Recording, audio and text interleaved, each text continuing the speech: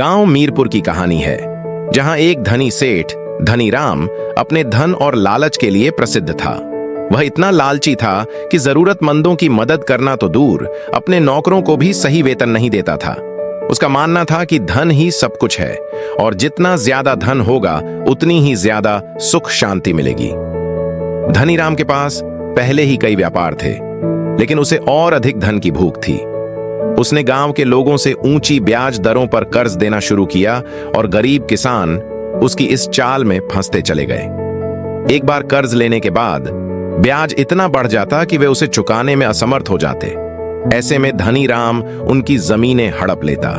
गांव के लोग उसके लालच से परेशान थे, लेकिन उसकी ताकत और चालाकी के कारण कोई उसका विरोध नहीं कर पाता था। धनीराम सोचता कि वह सदा यूं ही अमीर बना रहेगा, लेकिन उसे यह नहीं पता था कि उसके लोभ का अंत निकट था। एक दिन गांव में एक संत आए। लोग उनके पास अपनी समस्याएं लेकर गए। जब संत को धनीराम के लालच के बारे में पता चला तो उन्होंने उससे मिलने का निर्णय किया। संत धनीराम के घर पहुंचे और बोले, सेठ जी, आप इतने धनवान हैं, फिर भी दुखी क्यों लग रहे हैं? क्या आपको सच में शांति मिलती है? धनीराम हंसकर बोला, महाराज, धन ही सब कुछ है। जिसके पास ज्यादा पैसा है वही सुखी है। संत मुस्कुराए और बोले, अगर ऐसा है तो क्या आप मेरी एक शर्त मान सकते हैं? धनीराम ने उत्सुकता से पूछा, कौन सी शर्त? संत बोले, अगर मैं आपको एक ऐसा तरीका बताऊं जिससे आप असीम धन कमा सकते हैं तो क्या आप उसे अपनाएंगे?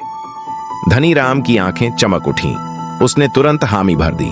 संत ने कहा, कल सुबह सूर्योदय से पहले आप जंगल में चलें। वहां आपको एक रहस्यमयी गुफा मिलेगी जिसमें एक अद्भुत खजाना छिपा हुआ है। लेकिन याद रहे, जैसे ही सूर्य अस्त होगा गुफा बंद हो जाएगी। जितना चाहो ले सकते हो, पर समय का ध्यान रखना। अगले दिन धनीराम लालच में भरकर जंगल पहुंचा। जैसा संत ने बताया था, उसे एक गुफा मिली। भीतर जाते ही उसने देखा कि वहां सोने, चांदी और हीरों से भरे बर्तन रखे थे। उसकी आंखें चौंधियां गईं। वह जल्दी जल्दी अपना थैला भरने लगा, लेकिन जैसे जैसे वह सोना इकट्ठा करता गया, उसका लालच बढ़ता गया। उसे लगा कि यह सुनहरा अवसर है और उसे अधिक से अधिक खजाना इकट्ठा कर लेना चाहिए। वह और गहराई में गया और ज्यादा से ज्यादा बटोरने लगा, लेकिन इसी बीच सूरज डूबने लगा।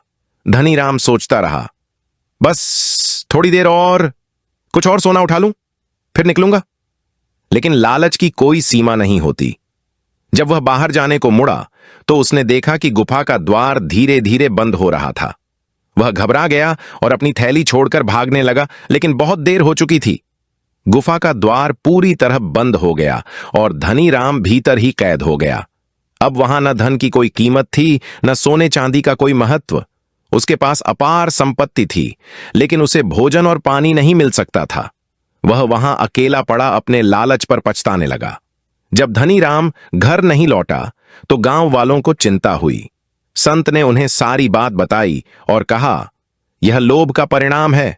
जिसने दूसरों का हक छीना, आज वह खुद अपने लालच का शिकार हो गया। गांव वालों ने गुफा को खोजने की कोशिश की, लेकिन वह जादुई गुफा फिर कभी नहीं खुली। धनीराम का अंत वहीं हो गया और उसका सारा धन व्यर्थ साबित हुआ। धनीराम का लोभ ही उसकी बर्बादी का कारण बना। यह कहानी हमें सिखाती है कि धन का सही उपयोग करना चाहिए और जरूरतमंदों की मदद करनी चाहिए। ज्यादा लालच अंततः व्यक्ति को नष्ट कर देता है। धन से जरूरी है संतोष और सच्चाई।